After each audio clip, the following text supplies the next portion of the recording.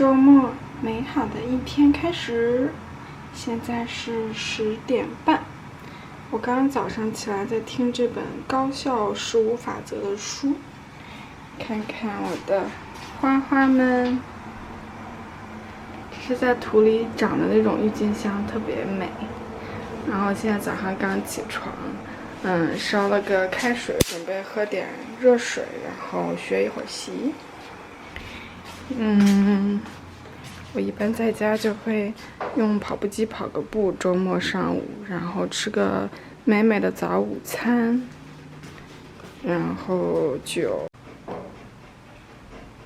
我刚刚洗完脸，然后这个是在国内买的，我现在就准备学会儿习，喝个水，然后跑个步，再吃个好吃的早午餐，出去逛个街，逛个超市买点东西，然后晚点回来。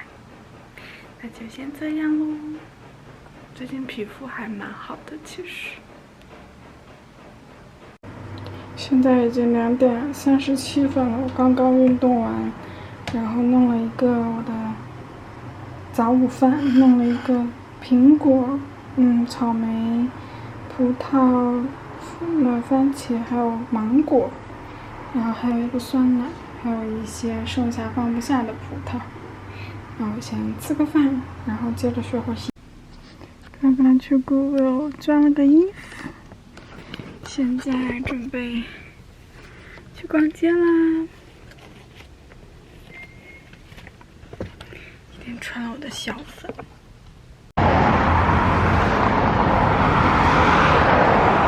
哇，好多！先尝一口。不错，蛮好吃的。感觉里面的菜特别多，都在底下。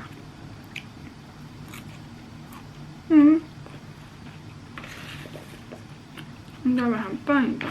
这个人把这盆弄得特别饱满，特别的紧，都拌不开，对我实在太优惠了。我这2天胃口不太好，所以就不是很想吃肉，每天就吃这种菜，也挺好吃的其实。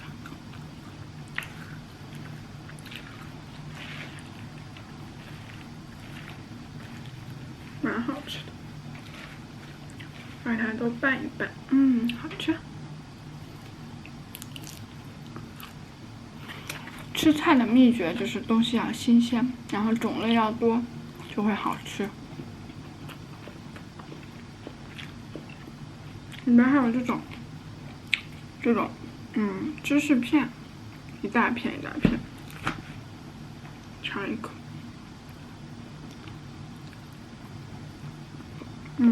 好咸，超咸。他还给我放了什么 nuts 之类的，我掉。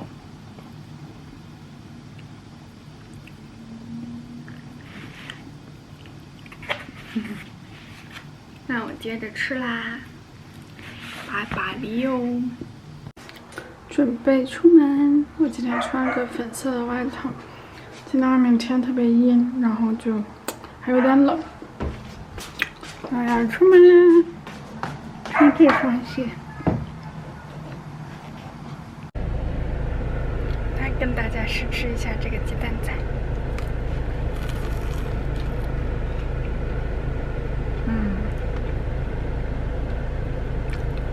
里边有mochi，好好吃。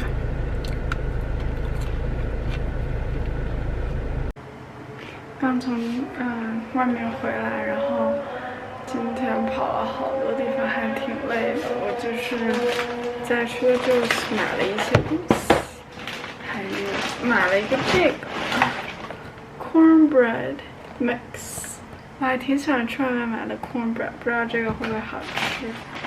然后买了番茄，买了无花果，想不到这个季节还有无花果。然后还买了一堆，这个是紫色的那种番薯，它皮也是紫的，然后里面也是紫的，还挺神奇。然后还买了苹果，还有这边就是一大盒草莓，这个草莓巨大一颗，里面有的巨大，好像半天不对焦，别的就是水果之类的，其实也没买啥。然后还点了饮烫的外卖。今天要吃的是，不对焦，这个，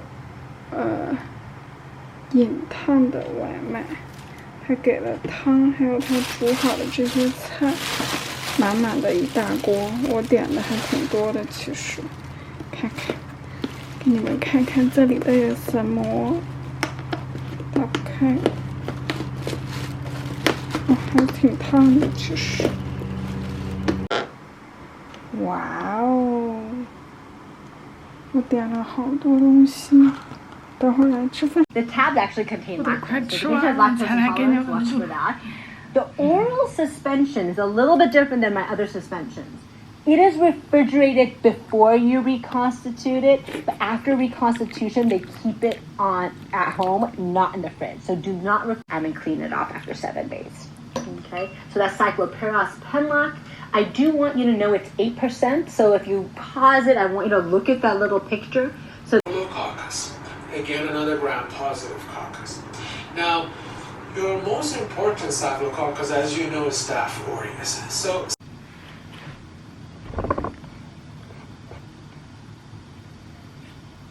我准备来吃饭了，吃饭的时间我还要来学个习。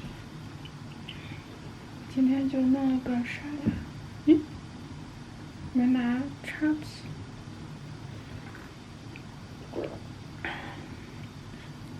还有我的小菜。去拿叉子。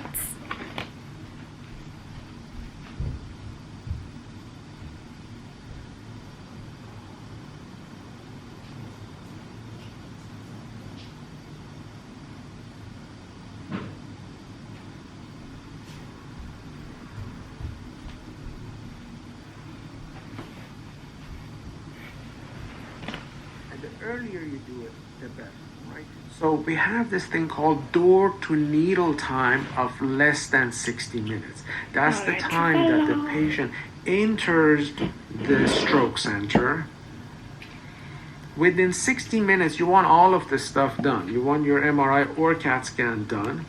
You want, of course, IV catheter placed. You want the radiologist to have read the MRI and CAT scan, and you want the NIHSS, the stroke scale, also to be performed, and patient is ready to receive the fibrinolytic if they are, of course, eligible. So we have this term called door to needle of less than 60 minutes. I actually put door to TPA needle for you to remember that the whole goal is to get them that TPA within 60 minutes of arrival to the stroke center. So ischemic strokes are about 85% of the cases. And with these, you have to be careful with blood pressure reduction. Usually people after a stroke or right during a stroke, they will have really high blood pressures. And it becomes tricky on what to do with these patients. You have to be careful. You don't ever want to normalize them to 120/80 or so, because in that case, you're just going to make their stroke symptoms even worse. So that's a physiological response of your body to actually increase the blood pressure, so hopefully to compensate for the hypoperfusion. So you reduce the blood pressure only necessary. So there are two scenarios.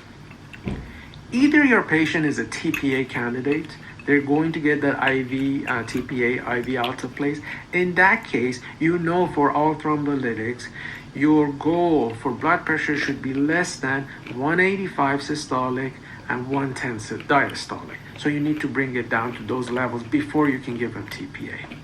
However, If they're not going to have TPA, let's say they're not a candidate, they had a bleeding peptic ulcer the week before, for whatever reason, we cannot give them that IV TPA.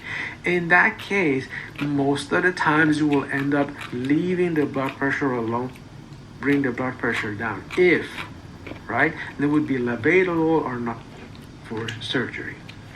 Okay, now, with IV thrombolytic, your IV TPA, your IV alteplase, the reason we say time is of the essence, it's so important to take these patients to the stroke center as quickly as possible, is this.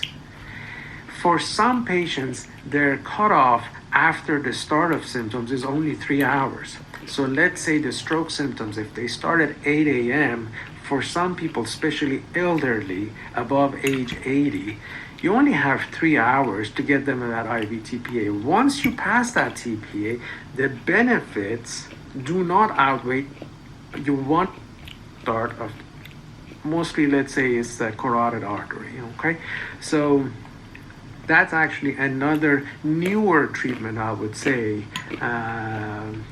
for ischemic stroke. However, your mainstay treatment is still your IV TPA. Okay, so continuing with the CVA management, you want to keep your blood pressure within reasonable levels at less than 180 over 105 during the first 24 hours after TPA. Okay, so for starting TPA, of course, you want your blood pressure to be less than 185 systolic, less than 110 diastolic. But after you've given them TPA, the numbers come down by 5 units or so. So you want your blood pressures to be lower than 180 systolic and 105 diastolic. That's the first 24 hours.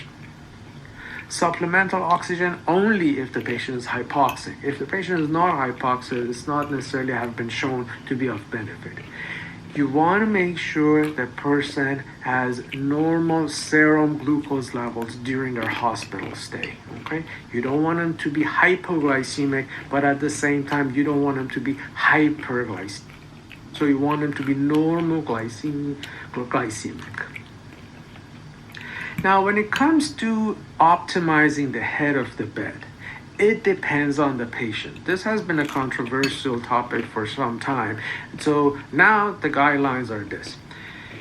If you have a patient who does not have increased intracranial pressure and who's not at risk of aspiration, pneumonia, and does not have CHF, the first 24 hours you want them to be as flat as possible to increase perfusion to the brain.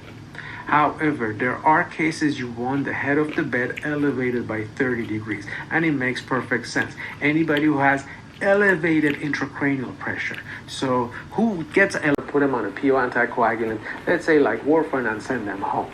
So when would you start warfarin? Usually start at the same day. It's not going to work right away. You expect 3 to 5 days before it starts working. So you're not going to check INR in the beginning. You check your INR 3 to 5 days later. So the dose typically is 10 milligram per day for the first 2 days until you get your INR, and then you can adjust it accordingly. Once you have your INR above 2.0 for 2 consecutive days, that's the time that you can actually stop your parenteral anticoagulants. To be unprovoked, that means it cannot figure out why this patient had a DVT. They were not immobilized, they were not on estrogen, there was no particular risk factor that you can identify. Those are called unprovoked DVTs. Then in those cases, the guidelines, they call it as an extended treatment. So extended, that's basically up to the specialist how long they're going to have them on. In some cases, it might be lifelong. And for PE, if you remember, we use anticoagulants the same as DVT, except if they have a massive PE with hypertension, and then that's when we can actually consider thrombolytics.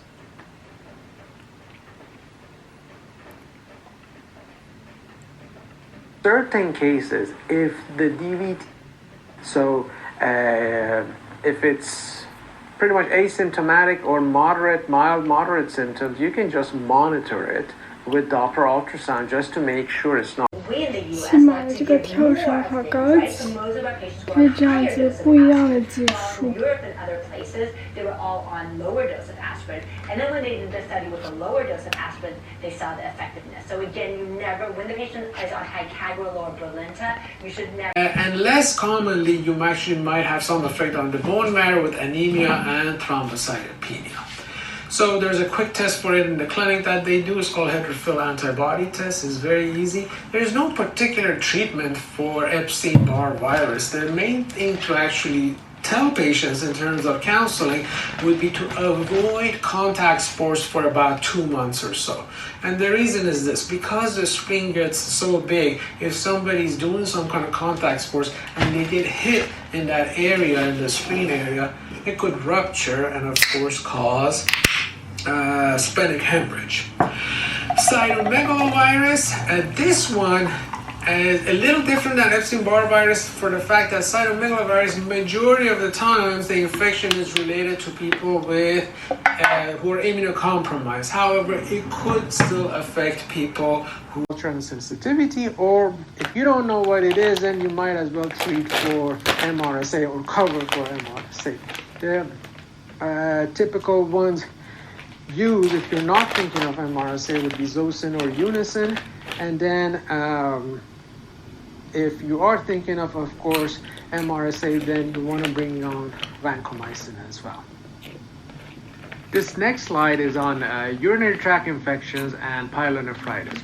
So you have heard of course, acute cystitis. That's your typical bladder infection. Sometimes it just goes with the name of simple UTI also. So the type of symptoms that we get with this acute cystitis would be dysuria, and that's when it burns when a patient pees, frequency, urgency, and suprapubic pressure. That's pressure above the suprapubic bone. 还行，这两天真的还可以了。你知道前段时间我的脸都快冻碎了。我给你买的那个蓝瘦宝呢，有用吗？有用吗？但是你演戏的时候，你还是得在外边露着呀。有人看见拿着枪，枪又是铁的。哎，你的杯子在哪儿？水杯在哪儿？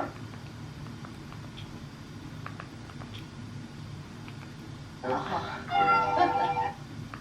这是东北女孩子，就是我认识的那。节目由北体会冠名播出，买品牌好物上午1。那你觉得看是人家的小宝宝啊，你会喜欢吗？你是问我呢，还是问年龄能小？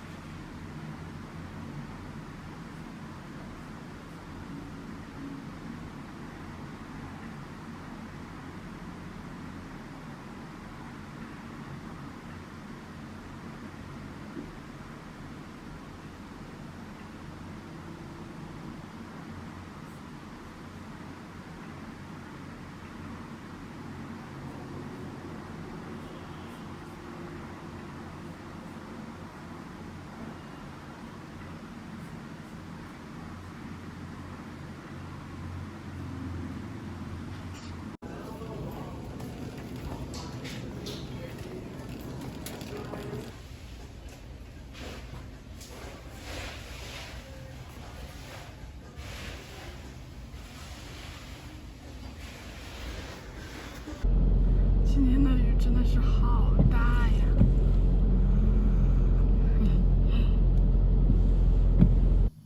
！Quick lunch， 弄了红薯、酸奶还有水果，吃饭。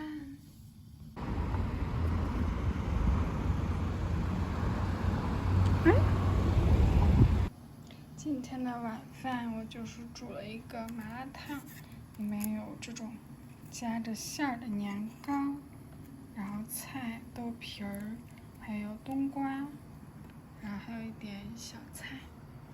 吃饭喽！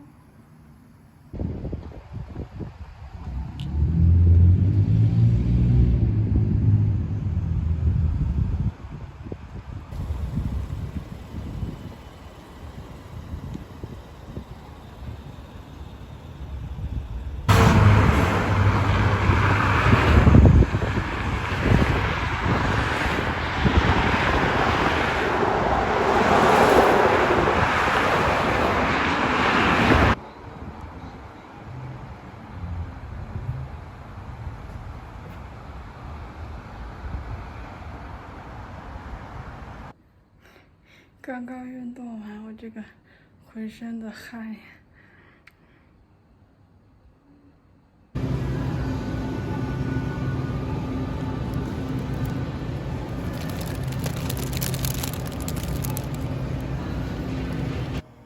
给你们看看我都买了啥。